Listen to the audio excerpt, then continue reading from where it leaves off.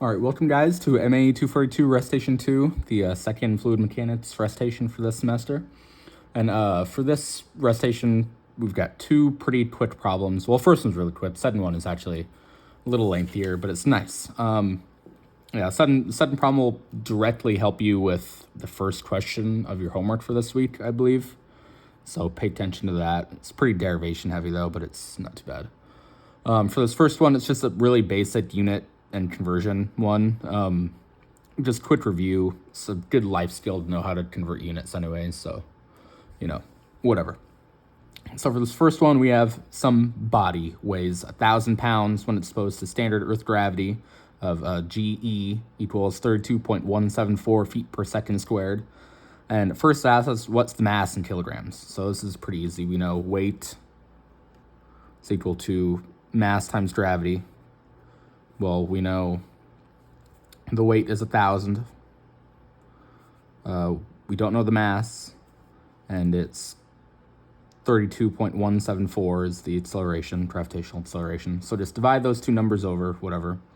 We get the mass is equal to 31.08 slugs. That's the imperial unit for mass. So from there, we know one slug is equal to 14.5939 kilograms. And I obviously don't know this conversion off the top of my head. For an exam or something, just write it down, right? You'll have a cheat sheet, right? Just write some of these little unit conversions down. It's not that big of a deal. So anyway, 31.08 times 14 point blah, blah, blah. We were left with M is equal to about 454 kilograms. Give or take, round, whatever. Ballpark. So pretty easy, just nice little unit conversion. Just write that stuff down. It's not too hard. Part B, what is its weight in newtons on the moon? And this is really nice because it gives us moon gravity already in meters per second squared. And we just found our mass in kilograms, both SI, both metric. So boom, we're good. Again, W equals mg. So W equals 454 times 1.62. And so the weight is just 735 newtons. Again, pretty quick, pretty easy. None of this should be shocking. This is more just to kill time, right? Bear with me. Lastly, for part C, find the acceleration if a 400-pound net force is applied. From this, we can just use Newton's law, right? Same thing, right? Same form. F equals MA. We know F, and since we're given in pounds, let's just go back and use our slugs that we found for the mass, right? So 400 equals 31.08 times some acceleration, right? Divide that over. We got acceleration is equal to 12.9 feet per second squared. Cool. So those two really, really easy. Shouldn't be anything to them. I mean, if that really blew your mind, shoot me an email, right? Leave a comment on this video. We can plan something and hopefully figure it out. But yeah, pretty chill. Question 2, though, is way more pertinent to what we actually do in this class. It's a pretty well-written question. I liked it. So let's get right into that. It'll take a little more explaining, but not too bad. And I'll also do some drawing. I'll draw what's going on a little bit. So we're given question 2. We've got a pipe flow, and we're dealing with like wall shear stress and velocity profiles, things like that. So first off, we got a Newtonian liquid with dynamic viscosity of 0.01 Pascal seconds flows steadily through a horizontal circular pipe of that diameter. We have two pressure taps are 10 meters apart, and the volumetric flow rate Q is equal to 1.6 times 10 to the negative 5 cubic meters per second. Volume flow rate Q, you'll see that a lot coming up later. So get used to having to deal with volume flow rate. It's not scary. I'll show you what to do with it, but it'll keep popping up, so it's important. And lastly, the pressure drop between the taps that are 10 meters apart is delta P equals 0.407 kilopascals, which that'll come in handy for like part B. And remember, when you're given something in kilopascals, convert it to pascals, right? You'll be off by a factor of 1,000 if you don't. Then that then leaves like the digits will be right. You'll just be off by 1,000. So, whatever. It's easy for me to grade, you know? It's easy for me to see that. All right, so first off, part A wants us to compute the mean velocity. So before we start doing that, let's actually kind of draw what's going on in here, right? Let's draw a pipe. So imagine this is a pipe, right? Looking at it from the side, a nice little circular pipe. What we're going to do, we're trying to find the mean velocity in it, the average flow velocity. So in any sort of pipe flow, I'm sure a lot of you have taken a dynamics class where you've heard of the no slip condition, right? Well, all that says, in terms of like dynamics, right? If you have like look at this pen, for example. As this pen rolls across my paper, the point that's directly in contact with the paper, right? That little infinitesimal point, that has zero velocity, right? It's a moving object touching something stationary. So the point where it contacts has zero velocity. Same thing with like liquid in a pipe. The little fluid elements that are touching the sidewall, that velocity has to be zero. And then in the middle, you get this gradient where you have some maximum velocity right at the center line, and then it kind of tapers away and reaches zero as you go to the walls. So let's kind of draw that. So we'll have some maximum velocity right in the middle, right? And then you'll have, in our case, it's a parabolic profile where, well, it's something like that, right? That's the center line. That's kind of slower, slowest, till we stopped at the edges, right? Well, something like that, kind of a parabolic profile. And I guess, let's just get this out of the way now. It'll give it to you in like part B and part C, but I just want to get out of the way. Let's get this velocity profile just done. So you can think about this in like two different ways, right? So this pipe has a diameter of D. Actually, we're going to be using radius R, right? But that's not that important. And then we're going to be stepping along with some little tiny element R as we go along from the center line up, right? From the center line up to the edges, right? Where this whole thing has a radius of big R, all right? And so we want to find some function for U of R, our velocity in terms of our little tiny step radius R. And so you think, okay, so we're going to have some maximum velocity right at the very middle, and then it's going to be tapering out parabolically as you go to the walls, right? So we're going to have some big scaling factor, U max, where we'll have some maximum velocity right at the very middle, all right? And now we're kind of given it, like I said, it'll give it to you like in part B that it's a parabolic profile. Type my word for it for right now. Well, I guess you can read it right there. It should be laminar parabolic profile, all right? So we know it's going to be parabolic, and we know we want it to be maximum right in the very middle. So what we want to do is we want to go 1 minus little r squared over big R squared, right? Because this gives us our parabolic, our parabola right there, right? And then let's think about logically, right? If we want maximum right in the middle, where little r equals 0, you get 1 minus 0 is 1, right? 1 minus 0 is 1, multiplied by u max is just boom, u max. Then at the walls, you want it to be 0. So you have little r squared equals big R, and so you have 1 minus 1 is 0, cancels the whole thing out. So boom, we're cool. So we got that out of the way. But in terms of part A, I just want to get that out of the way. For part A, for computing the mean velocity, we want to find out what is the average of all of the velocity in this tube, right? And so you go, okay, what are we going to have to use? Well, the only thing we can use that we know anything about the flow is the volume flow rate, right? And so looking at this is a good piece of just thinking about how dimensional analysis works, right? If we want to take this volume flow rate Q in cubic meters per second, and we want to compute some mean velocity out of it. Well, velocity is meters per second, right?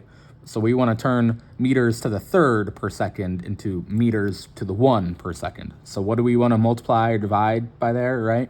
Well, let's try dividing by some area term, right? So you have meters cubed per second divided by meters squared, right? Spits out meters per second. So this is exactly what we do actually in this case. So mean velocity U is literally equal to Q over A, where this is 1.6 times 10 to the negative 5 over, let's call it d squared over 4 times pi.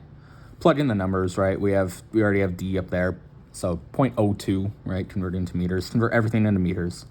So you end up getting U, our mean velocity is 0.051, 0.051 meters per second.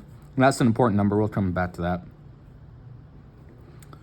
So yeah, there's part A. Part A is just a little one-stepper. I just wanted to get this stuff out of the way first.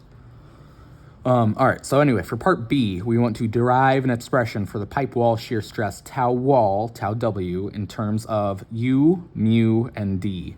Start from laminar parabolic profile, which is given by that I already wrote, and Newton's law of viscosity. And we want to show that tau wall is equal to 8 mu U over D, and compute tau wall numerically and compare to the value from the pressure drop relation that's just given to us as tau wall equals delta P D over L. So first off, law of viscosity. Newton's law of viscosity is tau is equal to negative mu du. In our case, it'll be dr. It could be dy, dx, whatever your location variable is, right? Your length variable, it doesn't matter, right? But first, let's use, I'll say this first. Let's recompute bid U, all right? Let's recompute bid U in terms of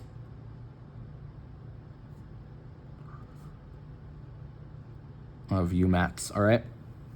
So our UMATs is up there, okay? And so now, this is a pretty clever little math thing. We're going to do what's called area averaging.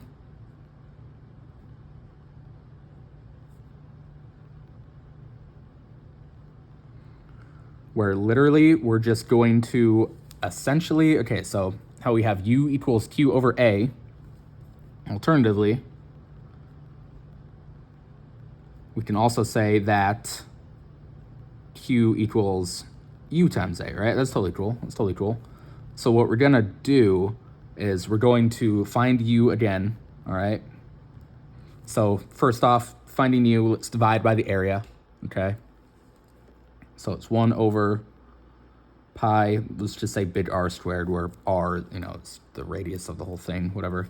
Now we're going to, essentially we're going to put in this integral Q, right? We're going to use this integral to compute Q, okay? So we're going to be integrating from 0 to big R of 2 pi R. So when you go 2 pi R and then I'll slap a dr on the end there, that integral, that gets us the area of the pipe, right? So now also let's slap in that U of R, dr, right? So this whole term computed out will spit out Q, essentially, right? Because we have the 2 pi R dr, which spits out the area when you integrate it. And then we're also integrating along with the velocity, U of R. And then we're dividing everything by the area, so it spits out U again. So let's go do that. U equals 1 over...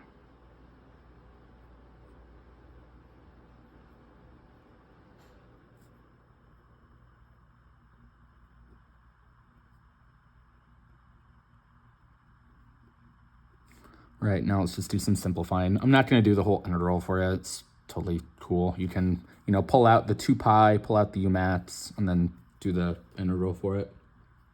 Right, anyway, it spits out U equals 2 UMATs over R squared.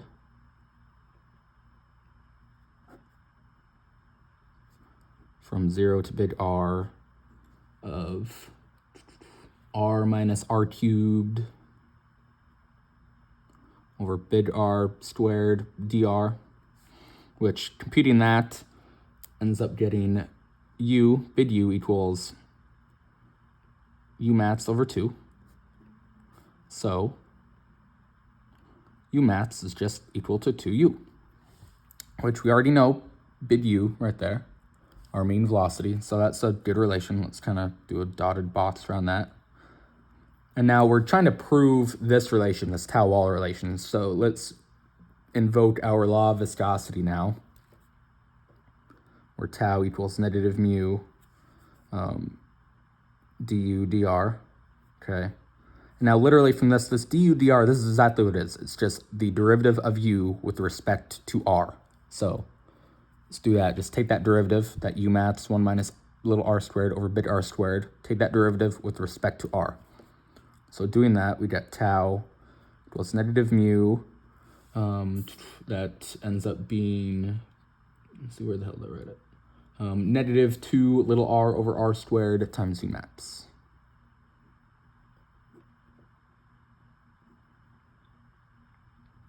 Okay, and simplifying this a little bit more, we have tau equals, those negatives go away, so we have mu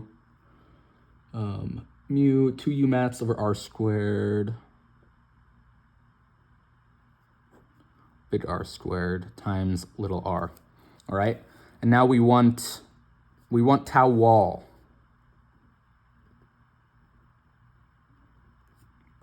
We want tau wall, right? And at tau wall, so tau wall, that just means the shear stress right at the wall, right?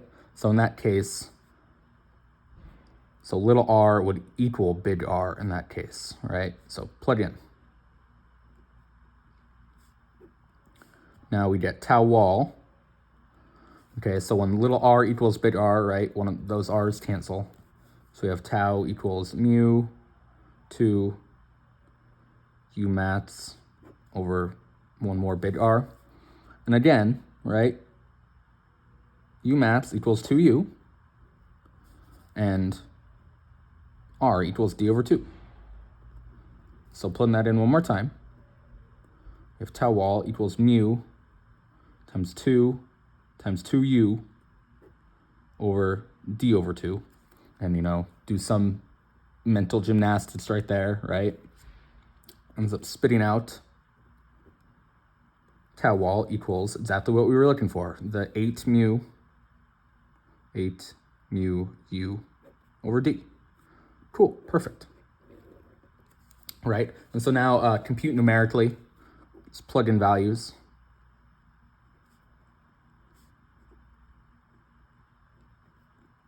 We get tau wall is equal to 0.204 pascals.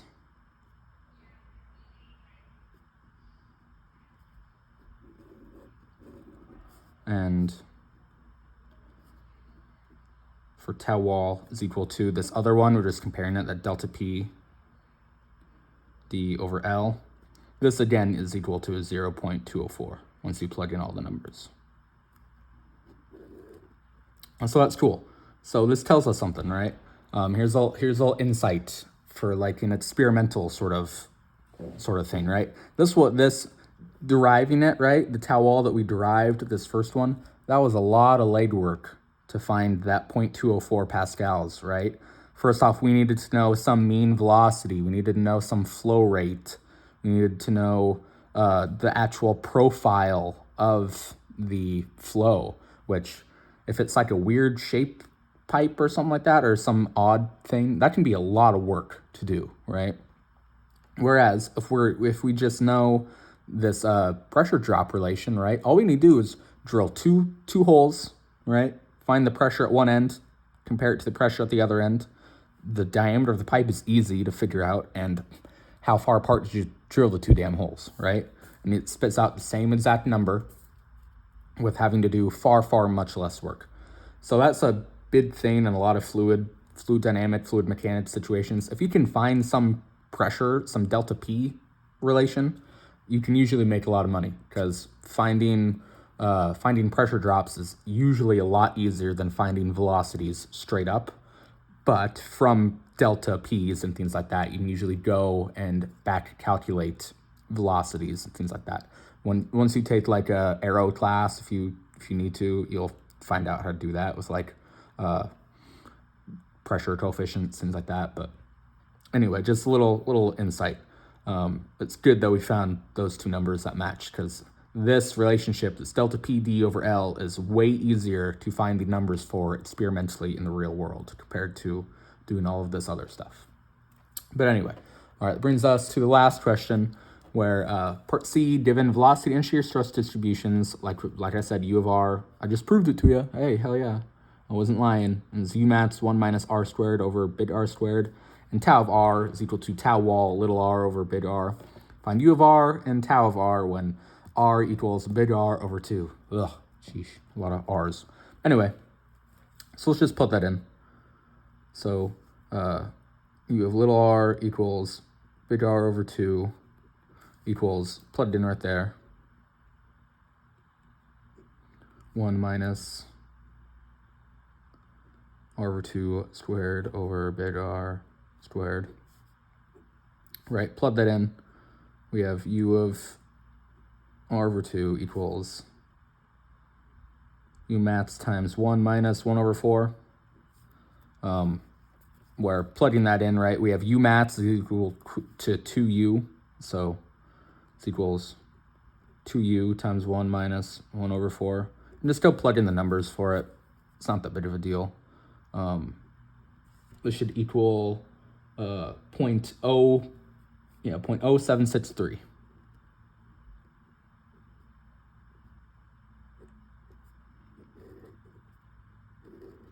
All right, pretty easy, just go plug in some numbers. And lastly, we have tau of the same thing. It's equal to tau wall times R over 2 over big R, which just equals tau wall times half. So just take tau wall, which you already found, divide it by 2. So tau of R over 2 is equal to 0.102 pascals. Cool.